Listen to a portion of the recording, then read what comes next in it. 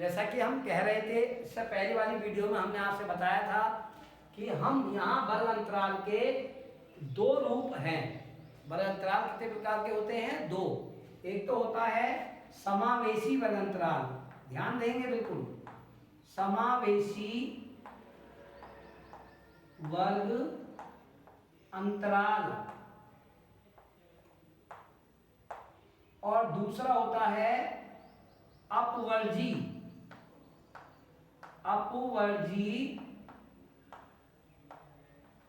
वर्ग अंतराल।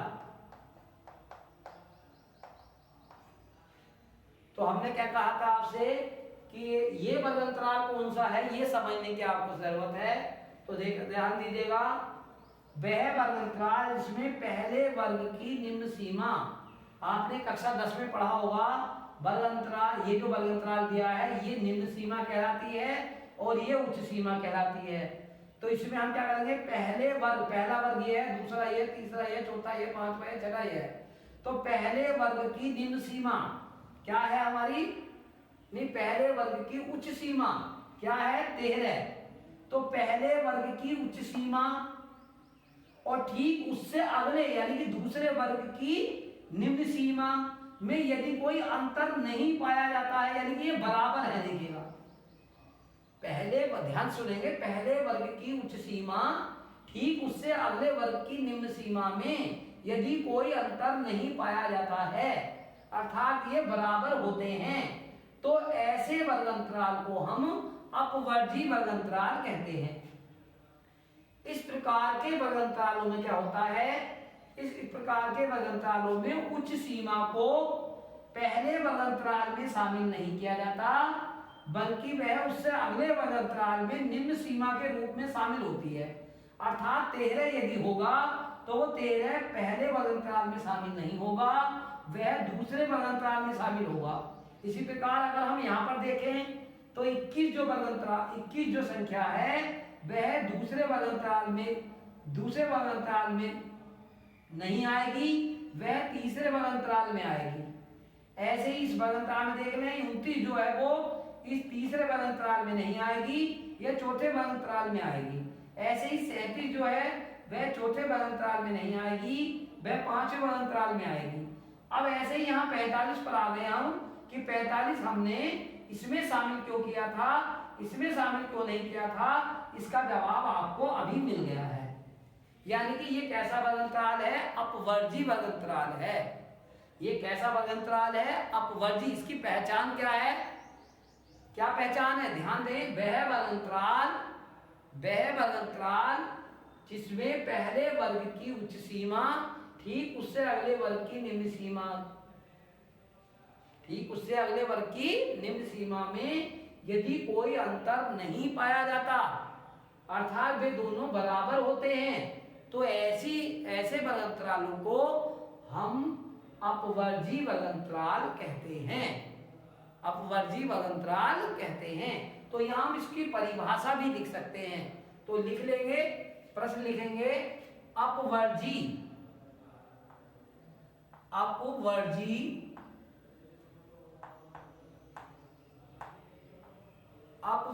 वर्ग अंतराल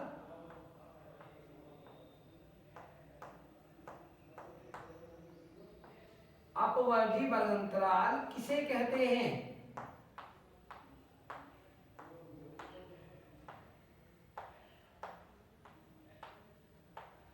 तो अपवर्जी वर्ग अंतराल किसे कहते हैं, इस क्वेश्चन को भी आप लिख लेंगे।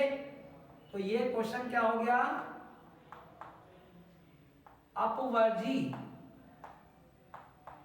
अपवर्जी वर्ग अंतराल। हेडिंग डालने के बाद लिखेंगे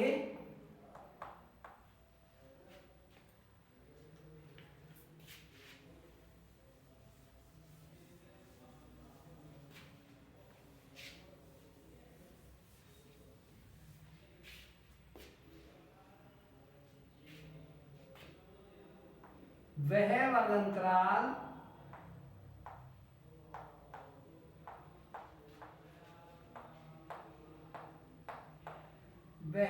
अंतराल जिसमें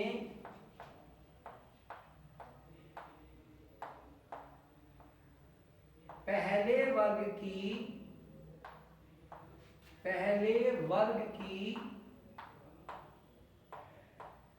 उच्च सीमा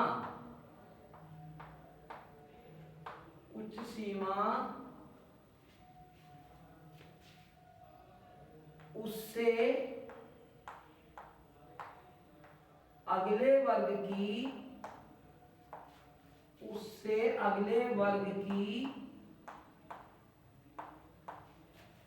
निम्न सीमा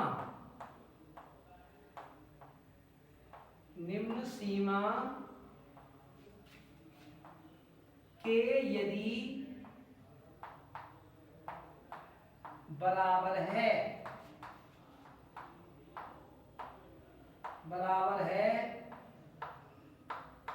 तो उसे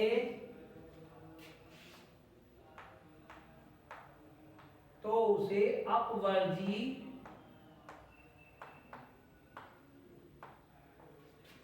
वर्ग अंतराल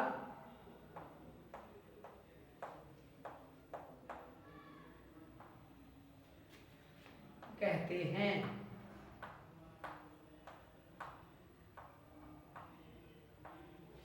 क्लियर हो गई बात, समझ में आ गई। अब इसके बाद चूंकि हमने यहाँ पर अपवर्जी वर्ग अंतराल बताया है, अभी हम आपको बता रहे थे कि वर्ग अंतराल दो प्रकार का होता है, तो दूसरा वर्ग अंतराल कौन सा है उस पर भी ध्यान देंगे। तो देखिएगा, ध्यान दें, तो दूसरा वर्ग अंतराल है समावेशी वर्ग अंतराल। दूसरा वर्ग अंतराल क्या है? समावेशी वर्ग अंतराल। तो देखिएगा, आप उसी को बता रहे हैं पहले। समावेशी, तो प्रश्न बनेगा आपका समावेशी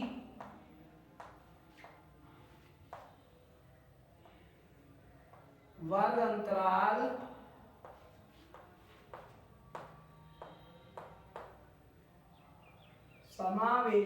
अंतराल किसे कहते हैं? समावेशी वर्ग अंतराल किसे कहते हैं? तो देखिएगा, सबसे पहले हम हेडिंग डाल देते हैं, समावेशी वर्ग अंतराल।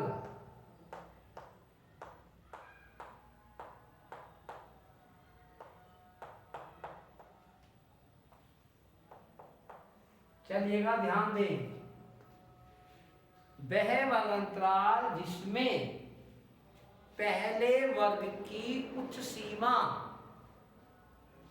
ठीक उससे अगले वर्ग की निम्न सीमा में यदि कोई अंतर पाया जाता है। ध्यान दें, क्या बताया हमने, बोलो। यदि पहले वर्ग की उच्च सीमा ठीक उससे अगले वर्ग की निम्न सीमा में यदि कोई अंतर पाया जाता है, अधिकांशतः यह अंतर एक का होता है, ऐसे वर्ग अंतरालों को अधिकांशतः बोला है, अंतर कम का भी हो सकता है, अधिकांशतः यह अंतर एक का पाया जाता है, ऐसे वर्ग अंतरालों को समावेशी वर्ग अंतराल कहते हैं। तो पहले इसका उदाहरण समझाएंगे आपको, तब इसकी परिभाषा हम यहाँ पर दिखाएंगे। तो देखिएगा, एक उदाहरण ले लेते हैं। वर्ग अंतराल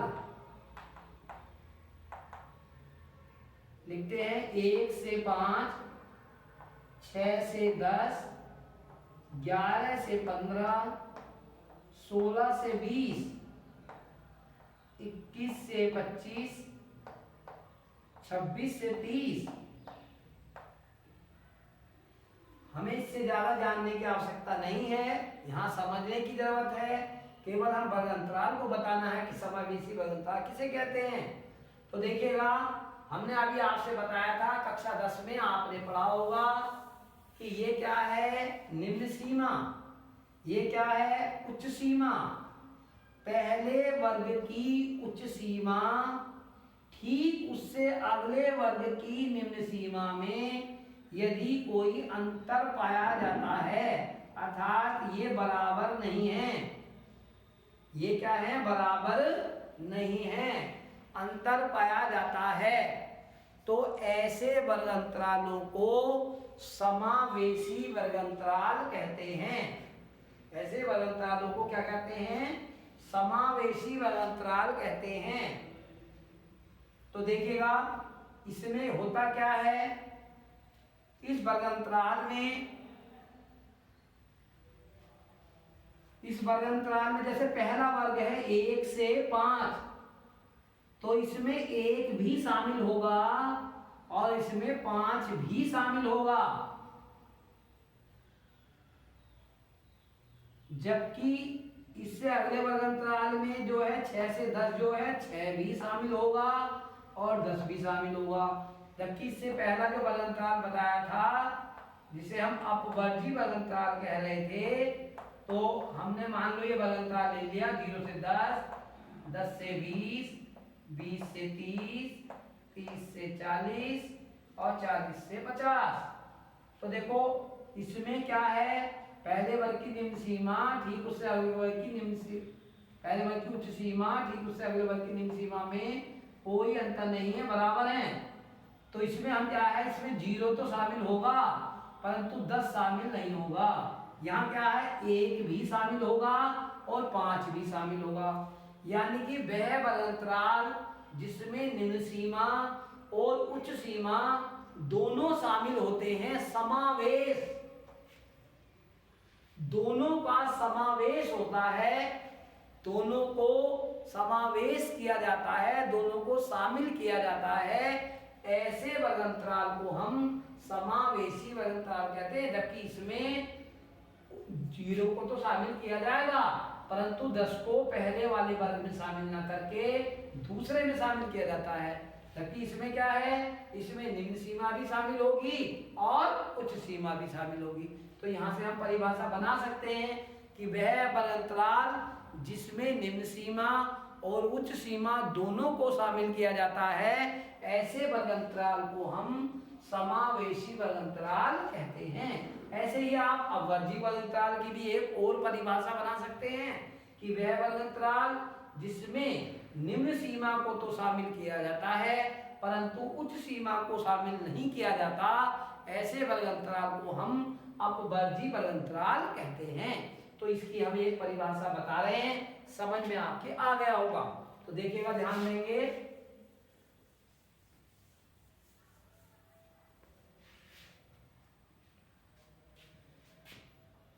वह वर्ग अंतराल, वह वर्ग अंतराल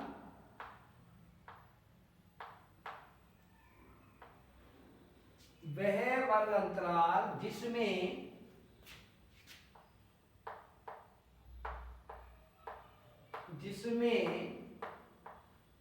पहले वर्ग की उच्च सीमा, जिसमें पहले वर्ग की उच्च सीमा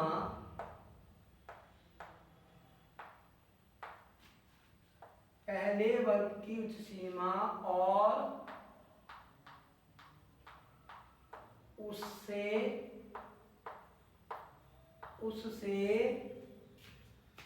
अगले वर्ग की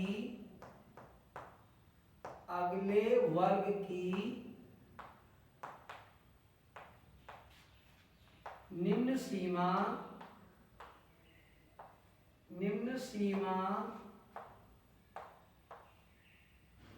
में अंतर पाया जाता है,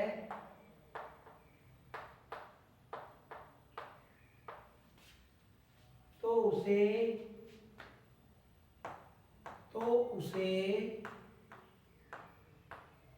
समावेशी वर्ग अंतराल कहते हैं। समझ में बात क्लियर आ गई होगी। इसकी हम वो परिभाषाएं भी बता सकते हैं, लिख सकते हैं जो हमने आपको अभी समझाई थी। इसके बाद अब हम जो है एक प्रश्न आता है, सापेक्षिक बारंबारता किसे कहते हैं। प्रश्न आता है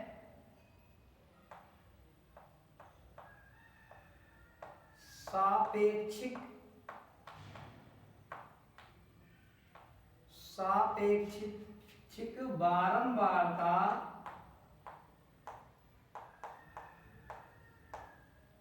बारंबारता किसे कहते हैं। तो देखिएगा, ध्यान दें, वह बारंबारता जो प्रतिशत में व्यक्त होती है, वह बारंबारता जो कि प्रतिशत में व्यक्त होती है, उसे हम सापेक्षिक बारंबारता कहते हैं। तो कुछ नहीं है, बस केवल खाली आपको याद रखना है, वह बारंबारता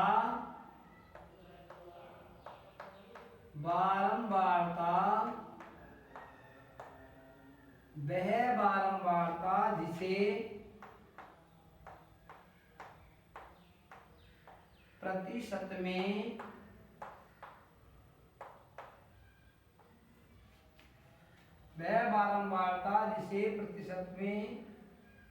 वह बारंबारता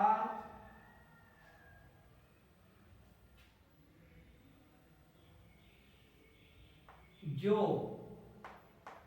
प्रतिशत में लिखी होती है,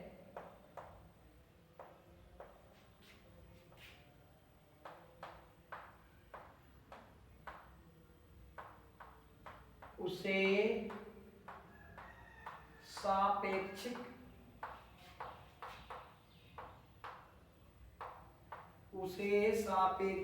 बारंबारता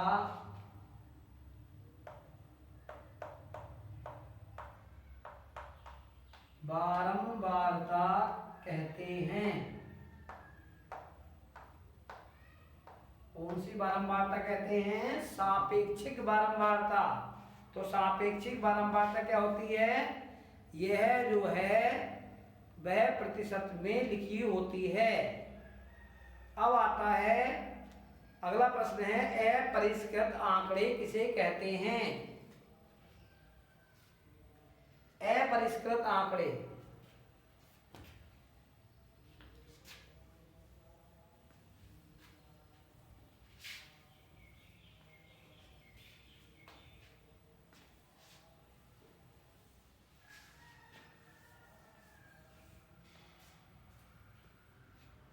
प्रश्न है अपरिष्कृत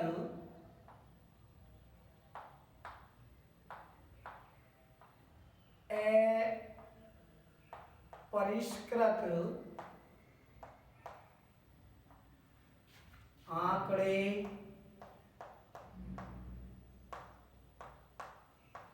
किसे कहते हैं?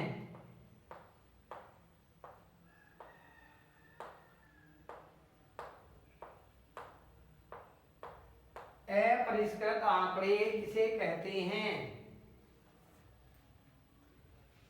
तो अपरिष्कृत आंकड़े कहते हैं बिखरे हुए आंकड़े, अव्यवस्थित आंकड़े।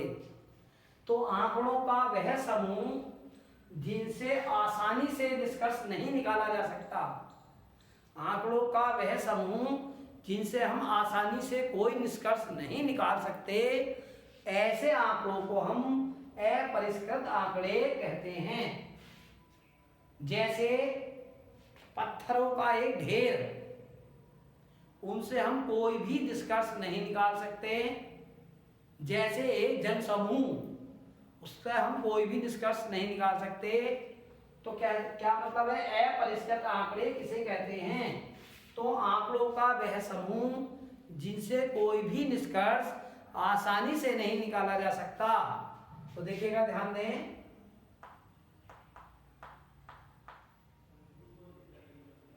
अपरिष्कृत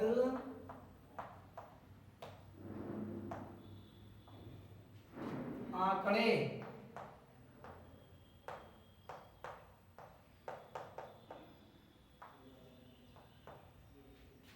आंकड़ों का वह समूह,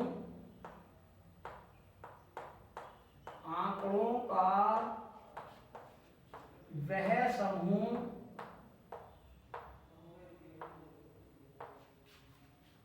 जिनसे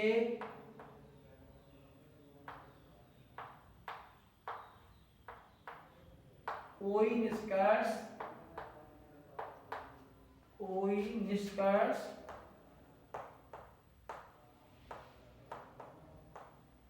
आसानी से नहीं निकाला जा सकता, आसानी से नहीं निकाला जा सकता,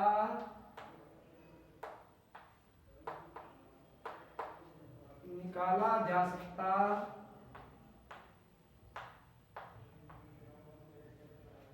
इस प्रकार के आंकड़ों को, इस प्रकार के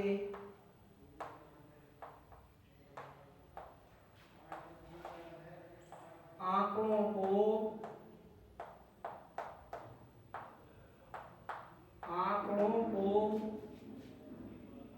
अपरिष्कृत आंकड़े कहते हैं। अपरिष्कृत आंकड़े कहते हैं,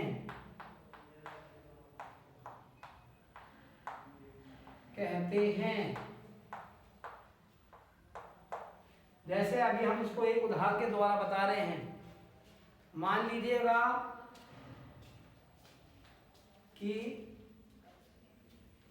गणित की एक परीक्षा हुई और उस परीक्षा में 50 नंबर की एक परीक्षा हुई। उस परीक्षा में बच्चों को निम्न प्राप्त हुए। मान लीजिएगा 10 बच्चों ने परीक्षा दी, 50 नंबर की परीक्षा दी। निम्न प्राप्त हुए 15, 19, 35, 12, 15, 40, 50, 0, 16, 28, 3 और 3 6, 7 और 3 10 आंकड़े हो गए पूरे। तो विद्यार्थी ने परीक्षा दी। तो ये आंकड़े बिखरे हुए हैं। ये कैसे आंकड़े हैं? बिखरे हुए आंकड़े हैं। इनसे हमें कोई भी निष्कर्ष आसानी से पता नहीं चलेगा। और यदि हम इन्हें व्यवस्थित कर दें, यानी कि व्यवस्थित करने का क्रम क्या है? वर्गीकरण कर दें। जैसा अभी हमने इससे पहले बताया था एक उदाहरण। अगर हम इन आंकड़ों को वर्गीकृत कर दें तो ये आंकड़े अपरिष्कृत आंकड़े नहीं रहेंगे। फिर इस समय जो दिखाई दे रहे हैं बिखरे हुए आंकड़े कहते हैं। ये अपरिष्कृत आंकड़े हैं, इनसे निष्कर्ष निकालना आसान नहीं है। ये तो एक छोटा रूप है। मान लीजिए हम बड़े पैमाने पर अगर कोई काम करें तो आंकड़े अगर बहुत सारे हमें दिखाई दें तो हम आसानी से उन निष्कर्षों को नहीं निकाल सकते।